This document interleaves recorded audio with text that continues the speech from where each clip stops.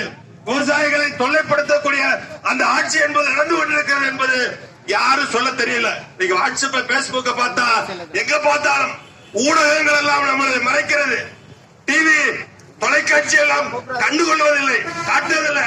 ஏன்னா இருக்கிற தொலைக்காட்சி பூராவுமே இருக்கக்கூடிய முதலாளிகள் கையில, கார்பரேட் கையில, அம்பானி அதானி போன்றவர்களுடைய அடிவர்களுடைய கைகளிலே இருக்கிறது. பத்திரிகைகளும் அது மாதிரிதான் இருக்கிறது. இந்த நிலைமையில இந்த சட்டம் பாஸ் ஆயிடுச்சு.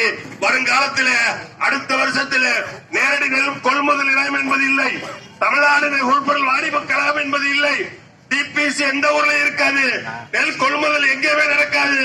எல்லா இடங்களிலுமே நாம எப்படி சின்ன பிள்ளை இருக்கிறப்போ பள்ளிக்கூடத்துல படிக்கிறப்போ ஊர்ல 2 வியாபாரி 3 வியாபாரி இருந்து நெல்லை எடுப்பாங்களோ அது மாதிரி எடுப்பாங்க. அவங்க வைக்கிறது தான் வேலை. இப்ப வருஷம் 50 ரூபாய் ஏத்துறது மாதிரி ஒரு மினிமம் சப்போர்ட் பிரைஸ் கூட அவர்கள் அனுபவிக்கிறது தயங்குகிறார்கள். இந்த போராட்டத்தின் ஒரு அறிவிப்பு என்னன்னா, போராட்டத்தில் பேச்சுவார்த்தையில மினிமம் எம்எஸ்பி நாங்க வருஷம் உயர்த்துறோம், எம்எஸ்பி சப்போர்ட் பிரைஸ் அறிவிக்கிறோம் என்பது அது சும்மா சொல்றது, பாசாங்க காமிக்கிறது. இந்த வகையில மிகப்பெரிய போராட்டம் என்பது இருக்கிறது. இன்னைக்கு அரிசி விலையில்லா அரிசி கொடுக்கிறார்கள். அதற்கு தமிழ்நாடு பட்ஜெட்டில் 30,000 கோடியை ஒதுக்குகிறார்கள், 1 லட்சம் கோடியில.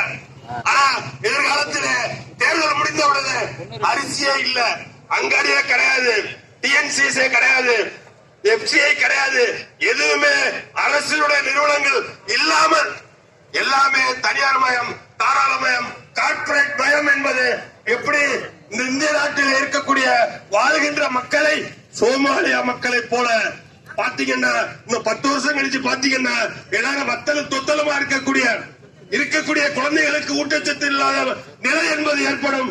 எதிர்காலம் வேலை என்பது இல்லை, வேலை வாய்ப்பு என்பது இல்லை, விலைவாசி உயர்வு என்பது இருக்கிறது. இப்படி தொடர்ச்சியாக மக்களை வஞ்சிக்கக்கூடிய அரசை எதிர்த்து இது மாதிரி போராட்டம் என்பது கொஞ்சம் நம்ம யோசிக்கணும், மாற்றி யோசிக்கணும்.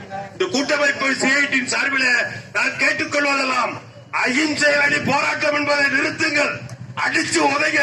யாரா இருந்தாலும் கேள்வி கேட்டு அவர்களை கேட்கக்கூடிய வகைகளை கேட்க வேண்டும்.